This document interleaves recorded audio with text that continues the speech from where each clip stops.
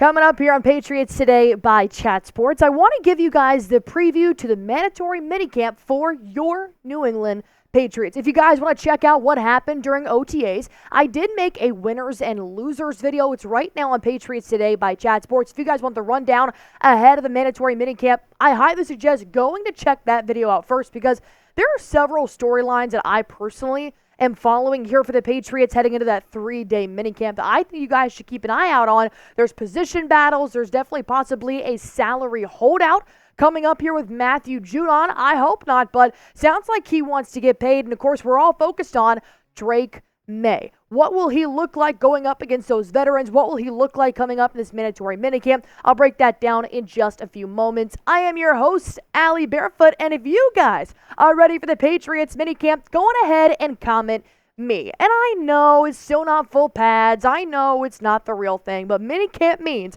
we are one step closer to getting ready for the NFL regular season coming up here in September. So we're almost there, folks, I promise. Go on ahead, comment me if you guys are excited to see how Alex Van Pelt's offense and how Gerard Mayo's first minicamp will go. All right, let's go on ahead and break down that Matthew Judon news, right? Because this is going to be the return of Judon since we have not seen him so far in the offseason. And the reason why I'm saying this is because he has not been at the voluntary OTAs. And that's not uncommon. You know, you got Micah Parsons. He doesn't show up for the Cowboys OTAs. Judon didn't come last year. So I know these older, better players maybe just don't think they need the voluntary OTAs. I disagree with it. I think once you're a part of the team, you should go to everything, voluntary or mandatory. But I do see that Judon is also looking for some more money. And speaking of money, he is coming to mandatory minicamps because he does not want to pay over $100,000 in fines. So when Judon was asked, hey, buddy, you coming to mandatory minicamp? He said, hell yeah. I ain't giving no money away. Judon's not coming to voluntary OTAs because he wants to earn more money. He doesn't want to let money go. You just saw Brandon Ayuk with the 49ers. He did not go to their mandatory minicamp, and he now owes $104,000 in fines. So that's not how Judon rolls. So we will get to see that defense back in action. But like I said, he's looking for just a little bit of a tweak here in his salary, just like he got last season ahead of the 2023 regular season. And now knowing he's going to be a free agent in 2025, he's doing what most veterans do in this league nowadays is he wants to make sure the Patriots are going to take care of him before he gives his all to this team. Do I agree with it? No. I've never been on the wave of players holding out to get more money. Do I think they're deserving of this money? Yes. Do I think the Patriots will end up tweaking Judon's salary? Absolutely. But while Judon was gone, we did get to see a lot of other players really step up there at that edge position. It also made me think, wow, we kind of need a little bit more depth here at that edge position as well because, you know, Judon got injured last season. So there was Zimenez. He stepped up, formerly from the Giants. But, you know, I even talked to Giants now host Marshall Green, and Zimenez was never that guy. So obviously you're just looking for a backup here for Judon. But like I said, we did get to see some Jennings. We get to see some Mapu. Did I say that right? Mapu? Yeah. I'm not very good with names. You'll learn that. But with Judon returning, I'm now going to be very intrigued to see who steps up here. And if there's going to be any kind of competition, I don't think there will be. But because he wasn't there during OTAs, that's what OTAs is for, right? Just to see the technique of what you're working with on that depth chart. But I want to talk about a step further here in the defense because I'm keeping an eye on the secondary. I think this is one of the most fascinating storylines heading in to Patriots minicamp is because the secondary was so injured last year that now you're going to get all those players back. And that's why I think minicamp is going to make me that much more excited for the regular season because, like I said, no pads. We're not there just yet. But I do think this will be the first 3 days. I'm going to really get to see where our secondary is at. Here's who I'm going to be watching. I'm going to be watching Christian Gonzalez. I know there have been several reports that he's been working his ass off, and it seems like his injury is far gone and that he's ready to make a comeback here for that starting cornerback position, which technically was his before he was injured. So I want to see if Gonzalez is 100% there. I'm also going to be looking at the OTA standout Alex Austin, who's been giving Gonzalez a run for his money, pairing up there with that first teamer as a defensive player. So I do think Austin is another player that if he stood on OTAs, mandatory minicamp, he should also shine. You also got to look at Marco Wilson. Why? Because Javon Baker had a phenomenal toe-tapping, ginormous catch, climbing the ladder over Marco Wilson, and that's not what you want to hear when you're looking at the defensive standpoint. On the offensive standpoint, hell yeah, go Javon. But in terms of Wilson, I want to see if he's really the real deal or if rookies are going to continue to beat him out. And then you got to look at the return of the Joneses. Of course, battling with some injuries last year. Of course, I do think that the Joneses are also going to be another type of two players here in the cornerback type of depth chart that could be making a huge splash. But which defensive player needs to have a standout year? I'm talking regular season, not minicamp. Which defensive player do you guys want to see do some damage and really be a leader on the field, off the field, and help the Patriots to have another successful year on defense?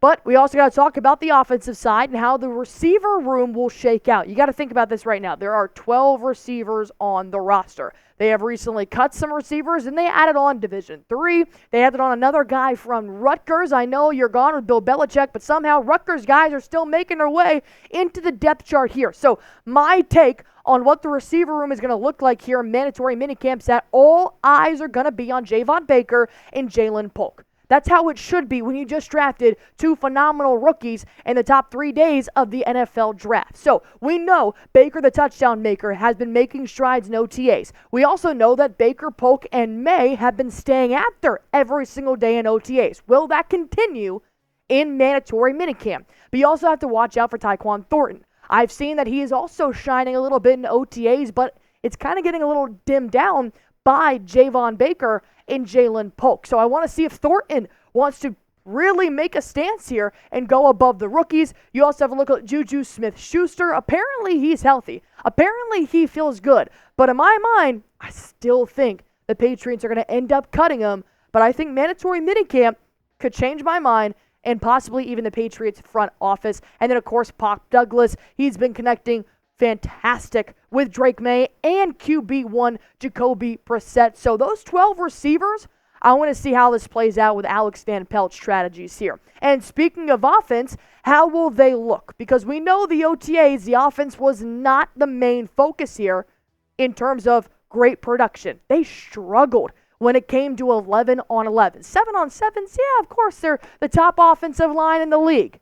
But when it came to actual 11 on 11s, the red zone offense was horrific. And that was going up against the Patriots defense, which we do know is better than the Patriots offense. But the fact that red zone offense is their weak point right now does not make me confident heading into the regular season. So I just want to see overall how this offense is going to look in the next 3 days and where those weaknesses really, really lie.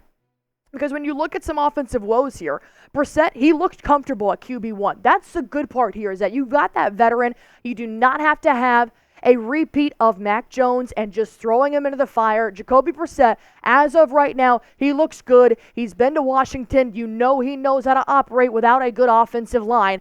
But there is still a huge question mark at left tackle. So it doesn't matter how many receivers you have on your depth chart. If your quarterback cannot get the pass out in time because he has no blind side protected, then it doesn't matter. It does not matter until you find a left tackle. So I'm going to be looking at Okorafor and Wallace because they are right guards that are going to be moving over to that left tackle position. Right tackles that are going to be moving over to that left tackle position. We know this happens in the NFL, but I'm wondering if after minicamp, maybe the Patriots will need to really look at a left tackle in the free agent market. And then, of course, Drake Maye. I'm not going to harp on Drake Maye too much here because we know we've talked about that a lot in the OTAs, but will he make progress at minicamp? We saw 2 interceptions from Drake Maye during the last week of OTAs. He did get sacked.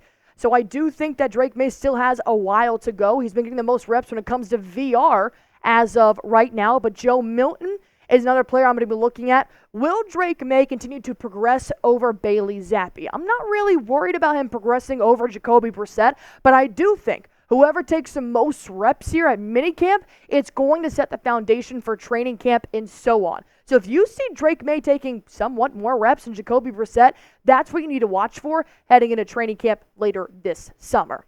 I know I've been rambling on, but believe it or not, they actually pay me to do exactly that. So if you guys are still hanging out with us on this Sunday, getting ready to watch the Boston Celtics take on the Dallas Mavericks tonight for Game 2 of the NBA Finals, go on ahead and type Real One. I want to see if you guys are this intrigued as I am with mandatory minicamp coming up this week for the New England Patriots, which we will have you guys covered on anything and everything all week long, the latest right here. So let me know if you guys are still here. Type Real One.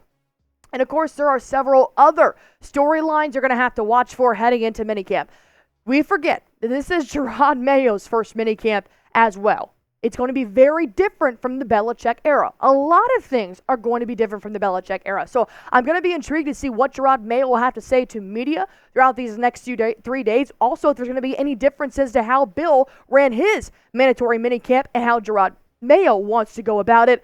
And then which positions need more depth? We've already talked about the offensive line. They are struggling right now, and they need to have a couple of guys backing them up, along with that edge position after we saw Matthew Judon, who we have not seen in OTAs just yet. We know that edge position is also a little bit thin, so I'm intrigued to see if there's any other positions that are going to come up where the Patriots can go out and get some extra people while they still have the opportunity. Speaking of opportunities, are there more opportunities here at running back? We know Ramondre Stevenson has been popping off when it comes to OTAs, coming off a pretty good year for the New England Patriots as well, but you've seen Hasty, who could also possibly get some more reps here running at that fourth spot right now for the running back position, so it could be anybody's ball game, but are the opportunities even there? And then, like I said, I just overall want to see Alex Van Pelt's strategies. I'm still learning him as an offensive coordinator, as are you guys. So I think mandatory minicamp, like I said, is not the real deal. But I am intrigued to see what Van Pelt will work with and how well he'll be able to produce that offense, especially at their weak point right now in the red zone. We will have you guys covered on everything New England Patriots mandatory minicamp for the next couple of days. I want you guys to be completely in the know for free. We will never ask you to subscribe to our channel and then pay a fee. I do not believe in that. So if you guys want it for free, always and forever, hit that sub button and join Patriots Today by Chat Sports.